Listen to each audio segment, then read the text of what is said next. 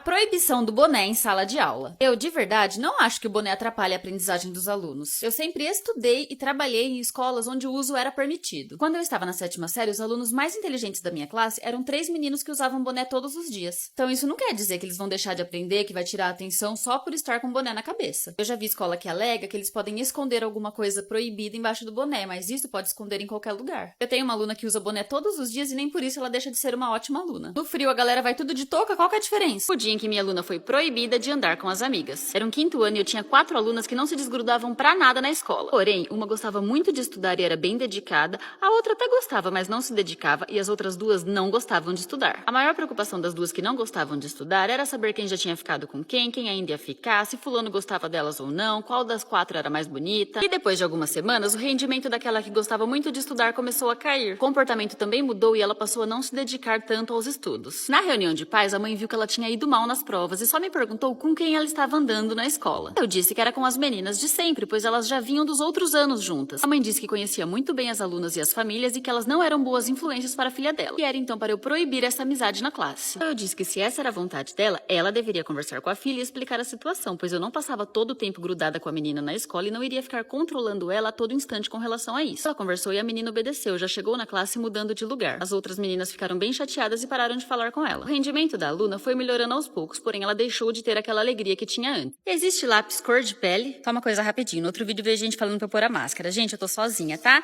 Nesse horário as crianças já foram embora, eu subo aqui pra comer alguma coisinha e já gravo um vídeo. Meus alunos estavam fazendo uma atividade, quando um olhou pro outro e falou, me empresta o lápis cor de pele? E o aluno rapidamente pegou aquele famoso rosinha claro e emprestou para o outro. Aí eu decidi abrir essa conversa na classe e perguntei, gente, esse lápis é da cor da minha pele? E eles responderam que não. E começamos a analisar então a pele de aluno por aluno. Alguns eles respondiam que até parecia com essa cor, mas outros não, que eram bem diferentes. Eles me disseram que alguns tinham peles mais claras, outros mais escuras, então que esse não poderia ser um lápis cor de pele. Hoje em dia existem mais opções de lápis tons de pele no mercado, porque antes isso era bem escasso. Agora na minha classe, se acontece de algum aluno ainda pedir um lápis cor de pele emprestado, sempre tem alguém que responde, mas da cor de qual pele? O famoso 6º ano. Gente, mas tá um vento na minha orelha aqui hoje? Como eu já disse em alguns outros vídeos, eu já dei 1 ano de reforço de língua portuguesa em escola de período integral, do 6º ao 9º ano. E o 6º ano é uma coisa de outro mundo. Todos aqueles memes que a gente vê por aí, de aluno em cima da mesa, aluno no ventilador, aluno rolando no chão, era tudo verdade. Toda vez que eu entrava na classe era uma surpresa, sem contar as piadinhas de duplo sentido, né? Mas mesmo com tudo isso, a gente conseguia se entender. E tinha horas que eu me fazia de louca para não enlouquecer de verdade, e tava tudo certo. O dia em que casei os meus professores.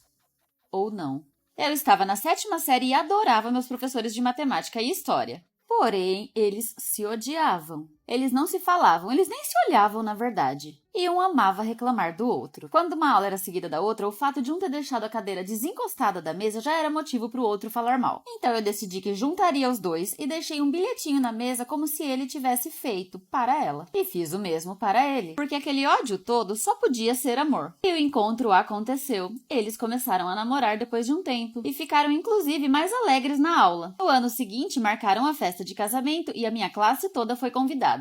E eu fiquei muito feliz com toda essa história, criada pela minha cabeça. Aluno com cabelo longo na escola. Gente, olha que céu bonito. Azulzinho, mas continua um vento. Ele tinha o cabelo loiro, comprido e bem liso. E ele era o único menino da sala que tinha cabelo comprido. Aconteceu que os meninos começaram a tirar sarro dele na classe, falando que ele parecia menininha. Ficavam constantemente rindo dele, dando apelidos. No começo, ele ficava bem chateado. Eu tive que conversar várias vezes com a classe a respeito disso, dizendo que era só um cabelo. A família dele não gostava muito e queria que ele cortasse, mas ele gostava. Então ele decidiu parar de se importar com a opinião dos outros e não ligou mais para as piadinhas. Quando ele parou de dar importância e passou a não ligar mais para isso, as piadinhas foram diminuindo. Com o tempo, ninguém falava mais nada. 3 tipos de alunos chegando de manhã na escola.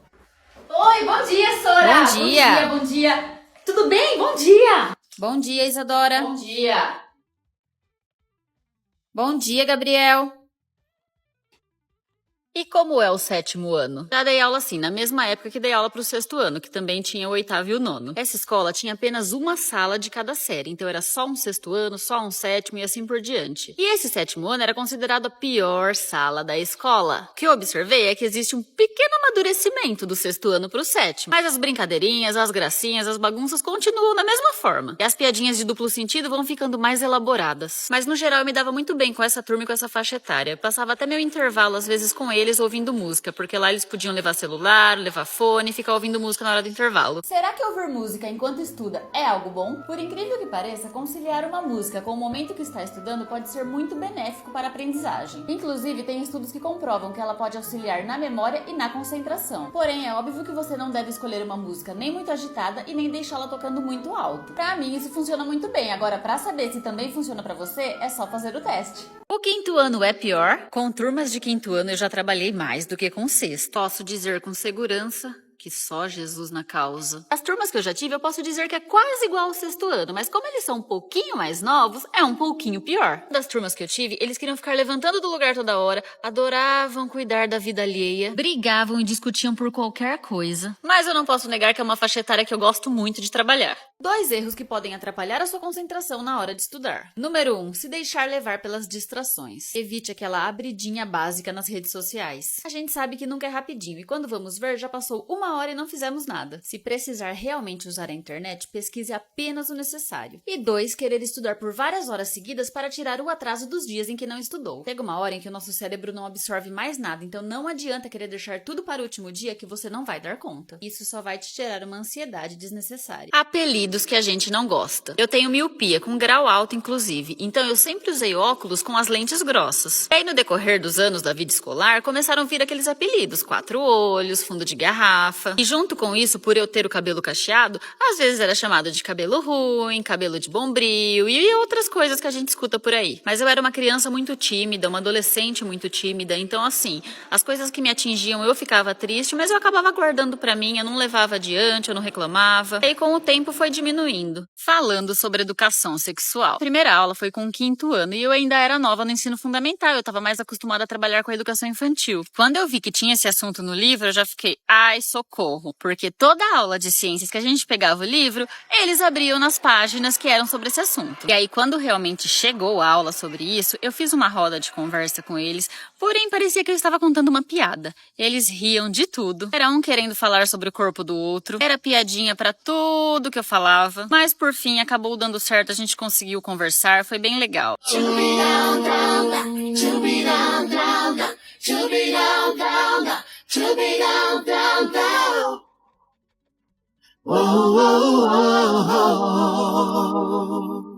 Peraí. Mas eu tenho tanta cara de professora de educação física assim, eu ando sempre com roupas fitness. Ando. Eu vivo aqui pela quadra? Vivo. Mas eu sou professora de educação física? Não. Não sei muito bem o que você quis dizer com normal. Dou aulas de português, matemática, ciências, história e geografia. A maior vergonha que eu já passei. Eu sou uma pessoa muito atrapalhada, então existe algumas vergonhas, mas essa realmente me marcou. A gente tinha acabado de voltar do intervalo e eu percebi que os alunos estavam olhando pra mim e querendo dar risada, ou querendo me falar algo, mas que eles não conseguiam. Perguntei se estava acontecendo alguma coisa, mas um olhava pro outro e ninguém falava. Até que uma das alunas falou: Pro, o zíper da sua calça está aberto. Aí quando eu olhei, estava realmente escancarado e eu não sabia onde enfiar a cara. Fechei rapidinho e agradeci. Falei pra eles que quando acontecer coisas desse tipo, é pra eles avisarem logo e não deixar a pessoa ficar passando vergonha. Sora, olha a Giovana comendo chocolate na sala. Giovana, guarda, por favor. Tinha que ser Ana Clara, né? Já vou guardar a Sora rapidinho. Mas olha, esse chocolate da Eleve Life, ele não tem glúten, não tem açúcar, é rico em fibras e tem colágeno pra deixar sua pele linda. Além de ser uma delícia. Eu tenho branco e ao leite, Ana Clara. Qual que você quer? Vou te dar de presente pra adoçar a sua vida de uma forma bem saudável. Só você escolher. Aluno que usava brinco. Já tive sim e não foi uma vez só, mas vou contar apenas um dos casos. Esse aluno, ele era considerado meio que o líder da classe e tinha um estilo que a maioria gostava. Até aí tudo bem, porque ele realmente ficava bem estiloso com o brinco. Acontece que a mãe de outro aluno veio reclamar comigo que eu devia proibir esse aluno de usar brinco porque o filho dela também queria e ele estava sendo má influência para ele. Aí expliquei a ela que se a escola não proibia e se os pais autorizavam, não caberia a mim dizer pra ele que ele não poderia usar o brinco por causa do filho dela. Ela foi embora super insatisfeita e falou pro filho dela que não queria mais ele perto desse menino. E os alunos sabem que eu tenho TikTok? Aluno, ex-aluno, mãe de aluno, prima de aluno, eles não só sabem que eu tenho, como a maioria me segue. E eles sempre comentam isso na classe e vivem pedindo pra eu gravar vídeo com eles. Além dos alunos de outras salas, né, que vivem me parando na escola e falam que me assistem aqui. Tem também os alunos que sabem que eu trabalho com dança e me seguem lá no Instagram para acompanhar essa outra vida fora da escola. O professor pode humilhar os alunos? Obviamente que não, né? Não é porque a pessoa é a autoridade da classe que dá o direito a ela de humilhar os alunos. Eu sempre falo isso, respeito é a base de tudo. Os alunos devem respeitar os professores e os professores devem respeitar os alunos. Caso isso aconteça, que o professor fale alguma coisa que realmente seja humilhante,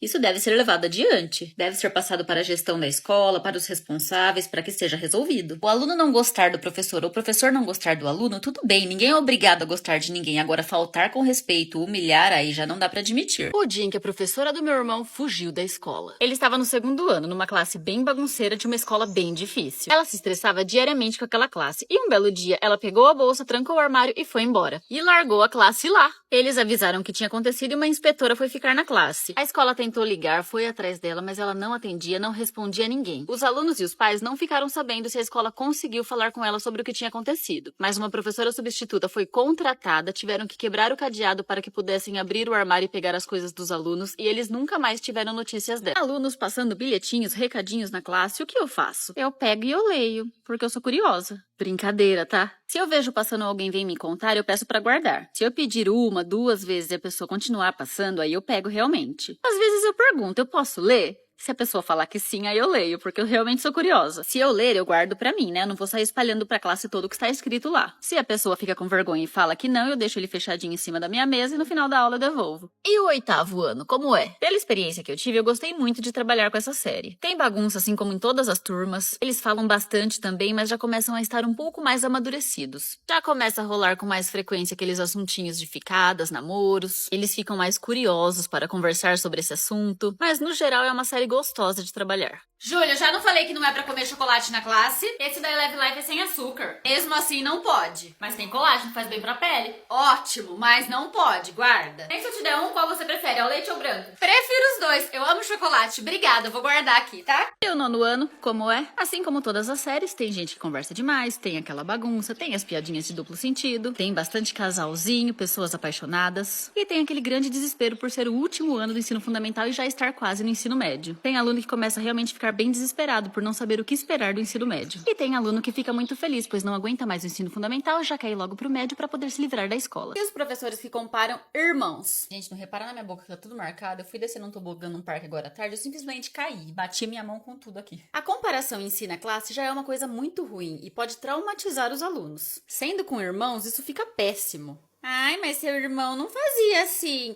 Ai, mas a letra do seu irmão não era assim. Ai, mas seu irmão não me dava trabalho. Ninguém é igual. Eu já ouvi professores falando coisas do tipo: ai, coitada da sua mãe, teve um filho tão bom, agora tem você. Isso pode causar um prejuízo tão grande na cabeça da criança e do adolescente. É capaz de deixar traumas e impedir que ele alcance coisas que conseguiria alcançar, mas que por medo não vai fazer. Professora, Maria Eduarda estava copiando as respostas do livro e você tinha falado que era sem consulta. Não estava, eu não vi nada. Ô, Rassora, mais gente viu agora que ela guardou. Vocês estão vendo coisa onde não tem. Ah, claro, né? Ela é sua protegidinha, fica defendendo ela toda vez a mesma coisa. Não, eu não estou protegendo ninguém, mas ela não estava. Eu não vi, senão eu pediria pra ela guardar. Você copiou, Maria Eduarda? Claro que não. Viu? Se ela está dizendo que não fez, é porque ela não fez e pronto. Gente, chega. Quem aí já fez parte da pior sala da escola? Teve um ano que na hora de eu escolher a sala para trabalhar, tinha uma que estava sobrando. Ninguém queria essa classe e eu não entendia o porquê. Era um 5º ano, daí eu fui conversar com a professora do ano anterior e perguntar, né, o que estava acontecendo, por que estava todo mundo correndo dessa classe. E ela falou que se eu aceitasse, eu iria enlouquecer. E eu enlouqueci mesmo. Era realmente a pior sala da escola. Ninguém queria trabalhar com ela. Todos os outros professores que entravam lá, educação física, inglês, artes, todo mundo só reclamava. Mas eu, com todo o meu jeitinho e a parceria que eu sempre crio com os alunos, consegui fazer um bom trabalho. Inclusive, recebi vários elogios no final do ano. E não me arrependi de ter escolhido essa classe. Aí que mora o perigo, aí que eu traio a minha, aí que eu sei as consequências mesmo assim morrendo. É que vale a pena, vale a cama, vale o risco, que é um arranhão pra quem já tá por dentro.